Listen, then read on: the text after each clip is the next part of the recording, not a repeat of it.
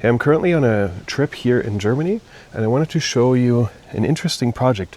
They use a product that we don't have available in Canada, but it's on this building back here. I'll turn the camera around in a second and I'll show you what's happening here. There's actually a building physics issue that we can observe here, and I'm going to go more into detail of that in just a second.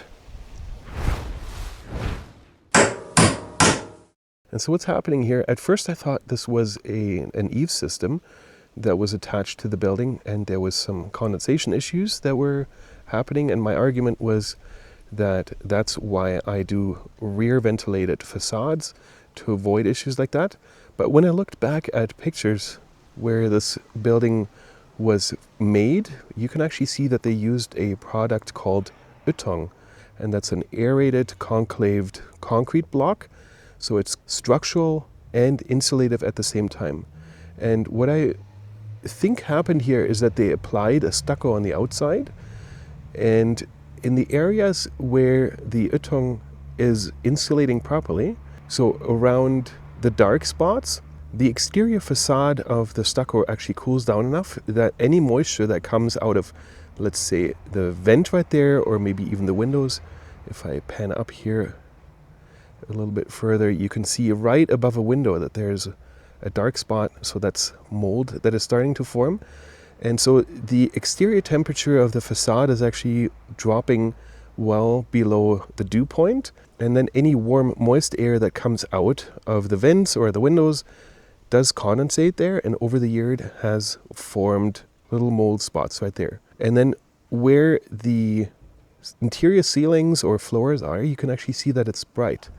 And that's also very easily to explain because they very likely placed down precast concrete slabs. Those are not insulated, and so they very easily conduct heat from the inside of the room to the outside, effectively heating up the facade and then baking away the warmth, essentially, and preventing any mold spots.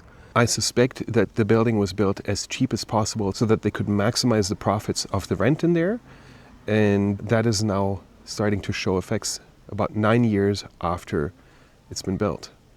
So I just wanted to show that to you, just in case you were ever were wondering about wall systems like that and what kind of potential risks are involved in it. At Pinwheel, we use very different wall systems, and obviously we build with wood and wood fiberboard, and we check the building physics of the wall so that we don't have issues like this. I also prefer to use rear ventilated facade systems because we have air that streams through there and that can properly dry out the wall so that we don't get into issues like that. I'd love to hear what you think about it, what you think went wrong here, if you agree with what I'm observing, or if you say something else was wrong. Put your comments down below. Would be awesome to hear from you.